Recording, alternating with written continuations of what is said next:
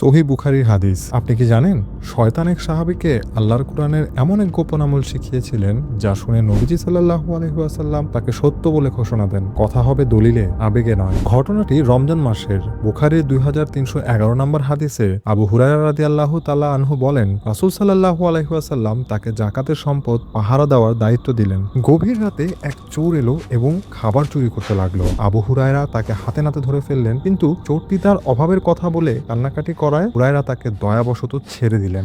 সকালে নবীজি সব শুনে বললেন, সে মিথ্যা বলেছে এবং সে আবার আসবে। নবীজির কথা মতো দ্বিতীয় রাতে চোরটি আবার এলো এবং আগের মতোই কান্নাকাটি করায় হুরায়রা তাকে আবারও ছেড়ে দিলেন। পরদিন সকালে নবীজি সাল্লাল্লাহু আলাইহি ওয়াসাল্লাম আবারও মুচকি হেসে বললেন, সে এবারও মিথ্যা বলেছে, সে আবারও আসবে। তৃতীয় রাতে চোরটি আবার এলো এবং আবু হুরায়রা বললেন, আল্লাহর কসম, আজ তোমাকে ছাড়বই না, সোজা নবীজির কাছে নিয়ে যাব। তখন বাঁচার জন্য চোরটি বলল, আমাকে ছেড়ে দাও, আমি তোমাকে এমন বাক্য শিখিয়ে দেব যা দিয়ে আল্লাহ তোমার অনেক উপকার করবেন। চোরটি বলল, রাতে ঘুমানোর সময় আয়াতুল কুরসি পাঠ করবে, তাহলে আল্লাহর পক্ষ থেকে সারা রাত একজন ফেরেশতা তোমার পাহারা দেবে এবং শয়তান তোমার কাছেও আসতে পারবে না। সকালে নবীজি সাল্লাল্লাহু আলাইহি ওয়াসাল্লাম হেসে বললেন, হুরায়রা, চোরটি তোমাকে সত্য বলেছে, যদিও সে ডাহা মিথ্যাবাদী। হে আবু হুরায়রা, সে চোর নয়, সে ছিল স্বয়ং শয়তান।